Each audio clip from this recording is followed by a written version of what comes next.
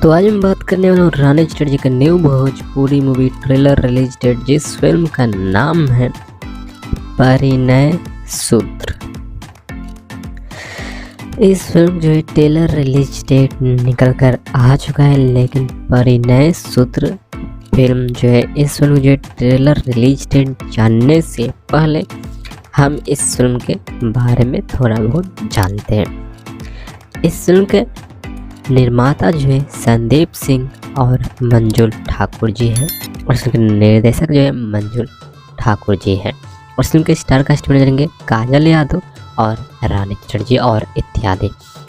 बाकी मैं आप लोगों को इस फिल्म जो है ट्रेलर रिलीज डेट बता देता हूँ। परिणय सूत्र फिल्म जो है, इस फिल्म जो ट्रेलर रिलीज किया जाएगा 20 दिसंबर को सुबह में 8 बजे BFOU भोजपुरी के यूट्यूब चैनल से, जो कि आप स्क्रीन में इस फोटो में देख सकते हैं कि इस फिल्म जो ट्रेलर जो है 20 दिसंबर को सुबह में 8 बजे रिलीज किया जाएगा।